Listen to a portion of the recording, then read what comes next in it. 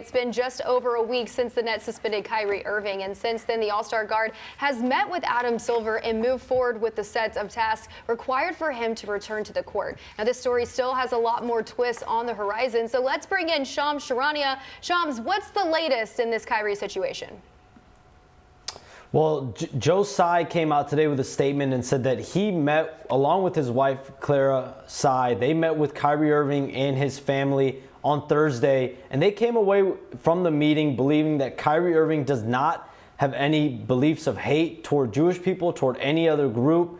And I'm told it was an extensive meeting for multiple hours where all of these people gathered from Joe Tsai, Tsai, Kyrie Irving and his family. They gathered yesterday and they had a long meeting to discuss next steps. And so this comes on the heels of Kyrie Irving meeting with Adam Silver on Tuesday. I'm told that conversation was a productive one. So as of right now, I'm told all signs are pointing to Kyrie Irving returning to the Nets, returning to the court sooner rather than later. How that happens, exactly when that happens, remains to be seen. We know about those 6 items that I reported on over the weekend that the Nets had delivered to Kyrie Irving to accomplish.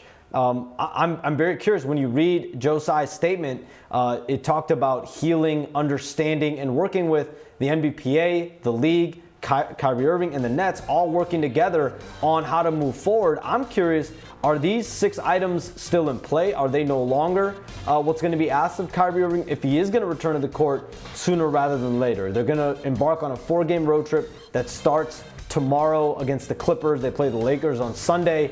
There's obviously he's not going to play tomorrow because that's the last game of his 5-game suspension. It remains to be seen when exactly he will return to the floor.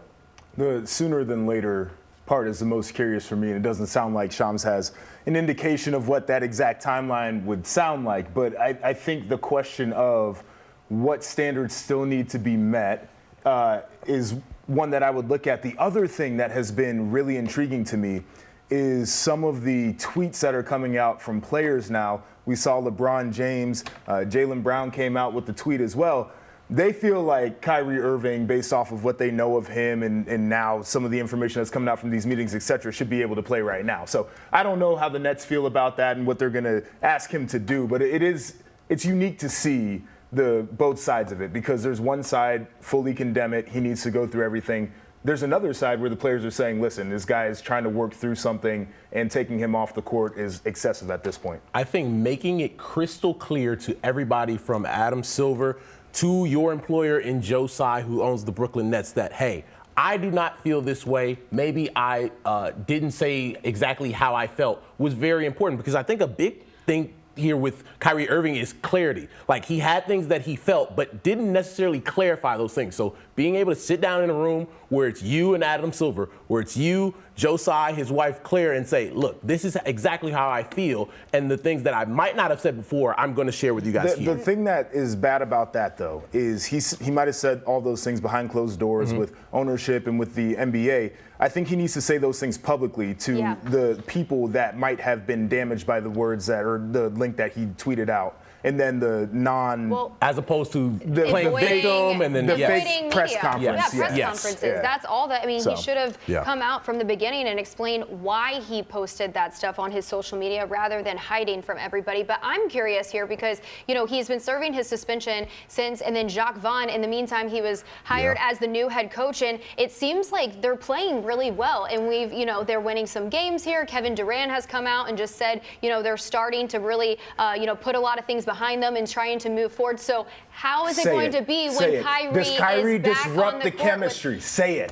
I'm curious if he will. It's a fair question. It is. It's a fair question. He's done it in many places. Either way, you know, if Kyrie Irving comes back, whether it's during this road trip or next week, he's going to have to mend relationships. I can say that now. Like, there are going to be relationships in that locker room, organizationally.